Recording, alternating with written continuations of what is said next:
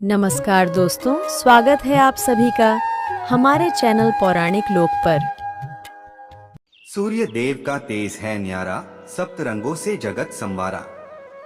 जीवन का हर अंधियारा मिटाते, सच्चे भक्त का भाग्य जगाते। सूर्य देव की जय, प्रेम से बोलिए सूर्य नारायण भगवान की जय। हे सूर्य देव, आप हम सभी भक्तों पर अपनी कृपा सदा ही बनाए रखना। सभी भक्तों के घर परिवार में सुख समृद्धि का वास देना। तो चलिए मित्रों, नवग्रहों के स्वामी सूर्य देव को नमन करते हुए सुनते हैं रविवार के दिन सूर्य देव की अत्यंत ही सुंदर कथा। तो मित्रों, पहली कथा इस प्रकार शुरू होती है। प्राचीन समय की बात है, एक गांव में एक बुढ़िया रहती थी। उसके पास बहुत धन नहीं था, लेकिन वह संतुष्ट और खुशहाल जीवन जीती थी। वह नियमित रूप से प्रत्येक रविवार का व्रत किया करती थी। रविवार के दिन वह सुबह जल्दी उठकर स्नानादि से निवृत्त होकर अपने घर के आंगन को गोबर से लीपकर साफ सुथरा करती थी। अपने घर को सजाती और भगवान सूर्य देव की आराधना करती थी। सूर्य देव की पूजा के बाद वह व्रत कथा सुनती और सूर्य देव को भोग लगाती। वह दिन में केवल एक बार भोजन करती और बाकी दिन पूजा पाठ में ही बिताती। सूर्य भगवान की अनुकंपा से बुढ़िया को किसी प्रकार की चिंता एवं किसी भी प्रकार का कोई कष्ट नहीं था एवं उसका जीवन सुखमय व्यतीत हो रहा था। बुढ़िया की भक्ति इतनी सच्ची थी कि वह सभी प्रकार के सांसारिक दुखों से हमेशा दूर रहती थी। अब तो समय के साथ उसकी मेहनत और भक्ति का फल उसे मिलने लगा और धीरे धीरे उसका घर धन धान्य से भरपूर होने लगा। परंतु उस बुढ़िया को सुखी और संपन्न होते देख उसकी पड़ोसन उससे जलने लगी।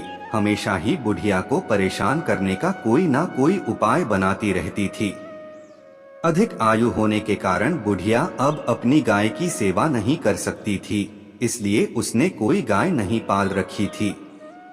असल में बुढ़िया अपनी पड़ोसन के आंगन में बंधी गाय का गोबर घर लीपने के लिए ले आती थी, ताकि वह अपने घर को साफ सुथरा कर सके और सूर्य देव की पूजा कर सके। बुढ़िया की संपन्नता देख उसकी पड़ोसन को उससे जलन होने लगी। उनकी पड़ोसन को लगता था कि बुढ़िया के पास गाय तो नहीं है, फिर भी वह हर रविवार अपने आंगन को मेरी गाय का गोबर ले जाकर लीपती है। और यह बात पड़ोसन को बहुत खलती थी। एक रविवार को पड़ोसन ने अपनी गाय को घर के भीतर बांध लिया ताकि बुढ़िया को गोबर न मिले। बुढ़िया को इस बात का अंदाजा नहीं था। जब उसने देखा कि गोबर नहीं है तो वह निराश हो गई और अपने आंगन को लीप नहीं पाई। उसने उस दिन सूर्य देव की पूजा नहीं की और भोग भी नहीं लगाया। बुढ़िया पूरे दिन उपवास में रही और भूखी प्यासी सो गई। उसकी श्रद्धा और आस्था सूर्य देव के प्रति अडिग थी, लेकिन बिना पूजा के वह बहुत दुखी थी। प्रातः काल जब सूर्योदय से पूर्व उस बुढ़िया की आंख खुली तो वह अपने घर के आंगन में सुंदर गाय और बछड़े को देखकर हैरान हो गई। गाय को आंगन में बांधकर उसने जल्दी से उसे चारा लाकर खिलाया। बुढ़िया की पड़ोसन ने उस बुढ़िया के आंगन में बंधी सुंदर गाय और बछड़े को देखा तो वह उससे और अधिक जलने लगी। तभी गाय ने सोने का गोबर किया। गोबर को देखते ही पड़ोसन की आंखें फटी की फटी रह गईं। पड़ोसन ने उस बुढ़िया को आसपास न पाकर तुरंत उस गोबर को उठाया और अपने घर ले गई। इसके बाद पड़ोसन अपनी गाय का गोबर वहां रख आई और इस तरह वो रोज यही करने लगी। सोने के गोबर से पड़ोसन कुछ ही दिनों में धनवान हो गई। गाय प्रतिदिन सूर्योदय से पूर्व सोने का गोबर किया करती थी और बुढ़िया के उठने के पहले पड़ोसन उस गोबर को उठाकर अपने घर ले जाती थी। और बहुत दिनों तक बुढ़िया को सोने के गोबर के बारे में कुछ पता ही नहीं चला। बुढ़िया इसी तरह हर रविवार को भगवान सूर्य देव का व्रत करती रही और कथा सुनती रही। लेकिन जब एक दिन सूर्य भगवान को जब पड़ोसन की चालाकी का पता चला तो उन्होंने तेज आंधी चलाई। आंधी का प्रकोप देखकर बुढ़िया ने गाय को घर के भीतर बांध दिया। जब सुबह उठकर बुढ़िया ने सोने का गोबर देखा तो उसे बहुत आश्चर्य हुआ। उस दिन के बाद से बुढ़िया गाय को घर के भीतर बांधने लगी। सोने के गोबर से बुढ़िया कुछ ही दिन में बहुत ही अधिक धनी हो गई। उस बुढ़िया के धनी होने से पड़ोसन बुरी तरह जल भुनकर राख हो गई और उसने अपने पति को समझा बुझाकर नगर के राजा के पास भेज दिया। सुंदर गाय को देखकर राजा बहुत खुश हुआ। उसने गाय को महल में ही रखवा लिया। सुबह जब राजा ने सोने का गोबर देखा तो उसके आश्चर्य का ठिकाना न रहा। अब तो बुढ़िया सूर्य देव से अपनी गाय वापस पाने के लिए प्रार्थना करने लगी। सूर्य भगवान को भूखी प्यासी बुढ़िया को इस तरह प्रार्थना करते देख उस पर बहुत करुणा और दया आई। उसी रात सूर्य भगवान ने राजा को स्वप्न में कहा, राजन, बुढ़िया की गाय व बछड़ा तुरंत लौटा दो, नहीं तो तुम पर विपत्तियों का पहाड़ टूट पड़ेगा, तुम्हारा महल नष्ट हो जाएगा। सूर्य भगवान के स्वप्न से बुरी तरह भयभीत राजा ने प्रातः उठते ही गाय और बछड़ा बुढ़िया को लौटा दिया। साथ ही राजा ने बहुत सा धन देकर बुढ़िया से अपनी गलती के लिए क्षमा मांगी। राजा ने पड़ोसन और उसके पति को उनकी इस दुष्टता के लिए दंड दिया। फिर राजा ने पूरे राज्य में घोषणा कराई कि सभी स्त्री पुरुष रविवार का व्रत किया करें। रविवार का व्रत करने से सभी लोगों के घर धन धान्य से भर गए। राजनगर में चारों ओर खुशहाली छा गई। स्त्री पुरुष सुखी जीवन यापन करने लगे तथा सभी लोगों के शारीरिक कष्ट भी दूर हो गए। मित्रों, पहली कथा समाप्त हुई। बोलिए सूर्य भगवान की जय। जय जय सूर्य देव। अब सुनते हैं सूर्य देव की दूसरी कथा। प्राचीन समय की बात है। संतपुरा नगर में एक निर्धन ब्राह्मण रहता था। वह सूर्य देव का अनन्य भक्त था। ब्राह्मण संसार के सुख दुख से परे केवल सूर्य देव की आराधना में लीन रहता था। वह हर रोज सुबह सबसे पहले नहाता और सूर्य भगवान की पूजा करता और इसके बाद अन्य काम किया करता था। उसकी भक्ति इतनी गहरी थी कि उसकी सुबह की पहली किरण और शाम की अंतिम पूजा सूर्य भगवान को समर्पित होती थी। लेकिन भक्ति के इस मार्ग ने उसे संसार के कठोर सत्य गरीबी से दूर नहीं किया। उसकी झोपड़ी टूटी फूटी थी और पेट भरने के लिए घर में एक समय का भोजन भी नहीं हो पाता था। उसकी पत्नी रोज उसे ताने देती कि दिन भर पूजा करते हो लेकिन घर में चूल्हा जलाने को अन्न तक नहीं होता है। भला कहीं भक्ति से पेट भरता तो क्या ही बात होती। ब्राह्मण हर रोज अपनी पत्नी की बातें सुनता लेकिन अपनी भक्ति से डिगता नहीं था। उसके पड़ोसी भी उसे निकम्मा कहकर अपमानित करते थे कि सारा दिन इधर उधर घूमता है जैसे कोई बड़ा तपस्वी हो। अब धीरे धीरे इन तानों और उपेक्षाओं ने उसके मन को गहराई तक आहत करना शुरू कर दिया था। एक दिन उसने निर्णय लिया कि अब इस संसार को छोड़कर केवल सूर्य भगवान की शरण में चला जाऊंगा। इसके लिए ब्राह्मण ने अगली सुबह जल्दी उठकर स्नान किया, पूजा की सामग्री ली और जंगल की ओर चल पड़ा। चलते चलते उसे एक निर्जन स्थान मिला जहां एक सूखा हुआ पीपल का पेड़ और एक लगभग सूखा हुआ तालाब था। ब्राह्मण ने सोचा, यही स्थान मेरी भक्ति के लिए उपयुक्त है। उसने पीपल के नीचे बैठकर सूर्य भगवान की आराधना शुरू की। पूजा समाप्त होने पर उसने तालाब से थोड़ा सा पानी लिया और सूर्य भगवान को अर्घ्य दिया। जैसे ही पानी बहकर पीपल की जड़ों और तालाब में पहुंचा, एक अद्भुत चमत्कार हुआ। सूखा हुआ पीपल हरा भरा हो गया, उसकी शाखाएं हरी भरी पत्तियों से भर गईं। वहीं तालाब स्वच्छ जल से भर गया। जब ब्राह्मण ने सूर्य देव की आवाज सुनी तो वह घबरा गया और सोचने लगा कि इस पीपल में कोई भूत रहता है, जरूर वही मुझे आवाज दे रहा है। और ब्राह्मण बिना कुछ कहे वहां से लौट गया। अब तो हर रोज जब ब्राह्मण पूजा करता तभी उस तालाब से आवाज आने लगती। रोज यह सुन सुनकर वो चिंतित होकर दुबला होने लगा। ब्राह्मण की पत्नी कभी कभी उससे मिलने जंगल में जाती थी। एक दिन उसने अपने पति से पूछा, आप दिन पर दिन दुबले हुए जा रहे हैं। उसने अपनी पत्नी को सारी घटना कह सुनाई। उसकी पत्नी, जो सामान्यतः उसे ताने देती थी, इस बार अपने पति की बात सुनकर गंभीर हो गई।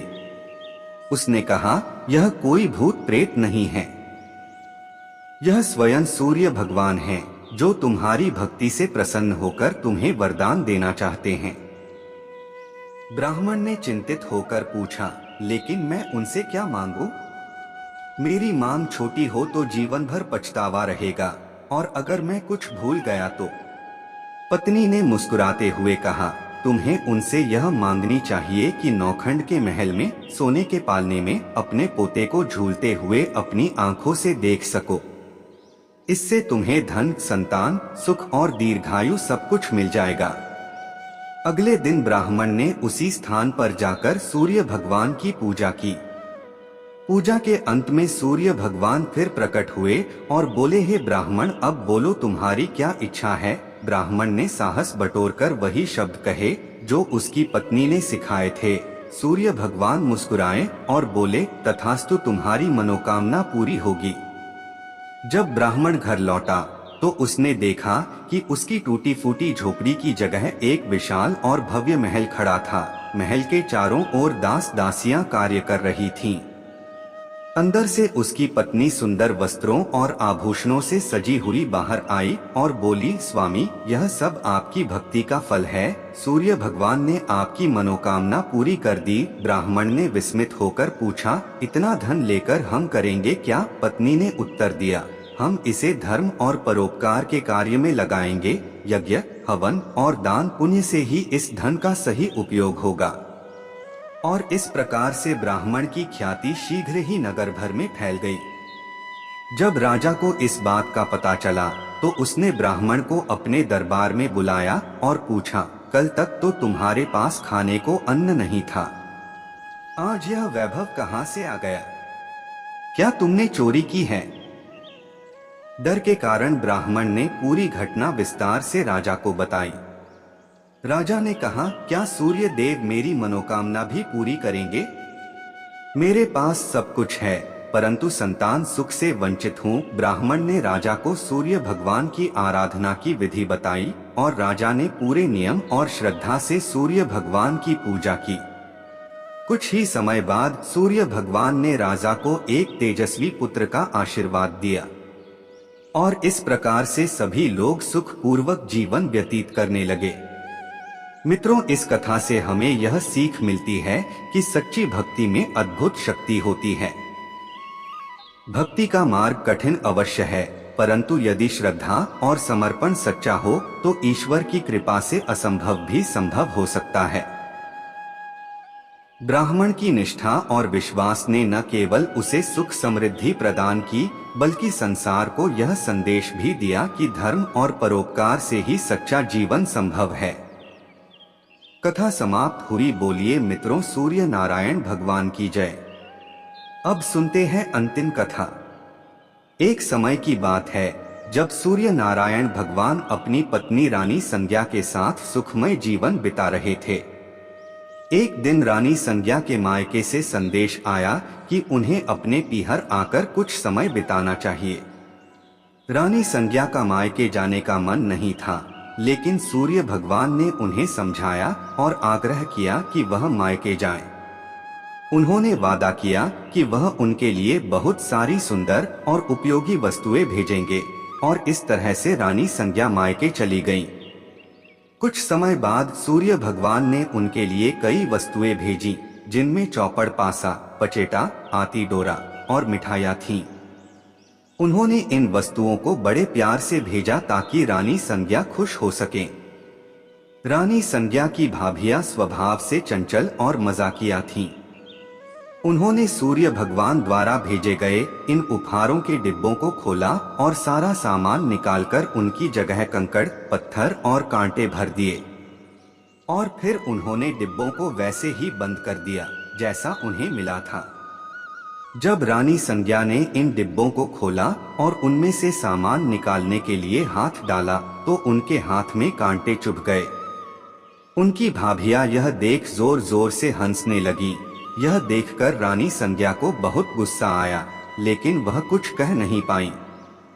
कुछ समय बाद सूर्य भगवान रानी संज्ञा को वापस लेने आए, लेकिन जब रानी संज्ञा ससुराल लौट आईं, तो उन्होंने सूर्य भगवान से बात करना बंद कर दिया।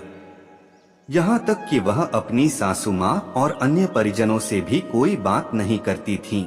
अब तो सूर्य भगवान को यह बात बहुत अजीब लगने लगी। उन्होंने अपनी माँ से पूछा, माताजी, क्या रानी संज्ञा आपसे बात करती हैं? उनकी माँ ने कहा, नहीं बेटा, जब से वह मायके से लौटी हैं, उन्होंने किसी से बात नहीं की। सूर्य भगवान को यह चिंता का विषय लगा। उन्होंने अपनी माँ से कहा, आज आप उनसे कहिए कि घर में साल यानी चावल की बोरी रखी है, उससे चावल निकालें, लेकिन ध्यान रखें कि एक भी चावल टूटना नहीं चाहिए। जब रानी संज्ञा को यह काम बताया गया तो वह और अधिक दुखी हो गईं और उन्होंने अकेले में बैठकर रोना शुरू कर दिया। फिर वह छत पर गईं और चिड़ियों को पुकारने लगी। उन्होंने चिड़ियों से कहा, मैंने हमेशा तुम्हें दाना डाला है, अब मेरी मदद करो और इन चावलों को छील दो। चिड़ियों ने उनकी पुकार सुनी और सभी चावल छीलकर उड़ गईं। सायंकाल में सूर्य भगवान ने अपनी माँ से फिर पूछा, माताजी, रानी संज्ञा ने कुछ कहा? माँ ने जवाब दिया, नहीं बेटा, वह कुछ नहीं बोली। सूर्य भगवान ने कहा, अब आप उनसे कहिए कि 108 छेद वाली मटकियों में पानी भरें। जब रानी संज्ञा को यह काम बताया गया तो वह तालाब के पास जाकर बैठ गईं और वहीं रोने लगी। उनकी हालत देखकर मेंढकियां उनके पास आईं और पूछा, आप क्यों रो रही हैं? रानी संज्ञा ने कहा, मेरी सासू माँ ने 108 छेद वाली मटकियों में पानी भरने को कहा है, बताओ इनमें पानी कैसे टिकेगा? मेंढकियों ने कहा, आप चिंता मत करो, हम छेदों पर चिपक जाएंगी, फिर आप आराम से मटकियां भर लेना। यह सुनकर रानी संज्ञा को थोड़ा सुकून मिला। मेंढकियों ने अपनी बात रखी और रानी संज्ञा ने आसानी से मटकियों को पानी से भर दिया। उस दिन भी सूर्य भगवान ने अपनी माँ से पूछा, माताजी, रानी संज्ञा ने कुछ कहा? माँ ने जवाब दिया, नहीं बेटा, वह अभी भी चुप हैं। सूर्य भगवान ने कहा, अब आप उनसे कहिए कि बाग में उनकी मासी जी आई हैं, उनसे मिलने जाएं। और उनसे यह भी कहिए कि जिस तरफ धागे बिखरे हैं उस तरफ जाएं। अगले दिन सूर्य भगवान एक महिला का रूप धारण करके बाग में बैठ गए। उन्होंने घूंघट डाल रखा था और धीरे धीरे रोने लगे। जब रानी संज्ञा वहां आई तो उन्होंने उस महिला को रोते देखा तो रानी संज्ञा ने पूछा, तुम क्यों रो रही हो? क्या कोई मुसीबत है? सूर्य भगवान महिला के स्वर में बोले, आपकी मुसीबत के सामने मेरी मुसीबत कुछ नहीं है। यह सुनकर रानी संज्ञा फूट फूट कर रोने लगी। उन्होंने कहा, मैं अपने मायके नहीं जाना चाहती थी, फिर भी उन्होंने मुझे जबरदस्ती भेज दिया। वादा किया था कि अच्छी अच्छी वस्तुएं भेजेंगे, लेकिन उन्होंने डिब्बों में कंकड़, पत्थर और कांटे भेज दिए। जब मैंने डिब्बे खोले तो मेरे हाथ कांटों से घायल हो गए। वापस आने पर उन्होंने साल में से चावल निकालने को कहा और एक भी चावल टूटने नहीं चाहिए। फिर उन्होंने 108 छेद वाली मटकियों में पानी भरने का आदेश दिया। यह कहते कहते रानी संज्ञा की आंखों से आंसू बहने लगे। रानी संज्ञा की बात सुनकर सूर्य भगवान ने उनका हाथ पकड़ लिया और अपने असली रूप में आ गए। उन्होंने कहा, रानी संज्ञा, चुप हो जाओ, मैंने तुम्हारे लिए चौपड़, पासा, मिठाई और सुंदर वस्तुएं भेजी थीं। यह सब तुम्हारी भाभियों का मजाक था, मेरी कोई गलती नहीं थी। अगर तुमने यह बात पहले ही बता दी होती तो तुम्हें इतनी मुसीबत नहीं झेलनी पड़ती। सूर्य भगवान की बात सुनकर रानी संज्ञा को राहत मिली और उन्होंने सूर्य भगवान को क्षमा कर दिया और सूर्य देव रानी संज्ञा के साथ खुशी खुशी रहने लगे। मित्रों, यह कथा हमें यह सिखाती है कि धैर्य और सहनशीलता हर परिस्थिति में हमारा साथ देते हैं।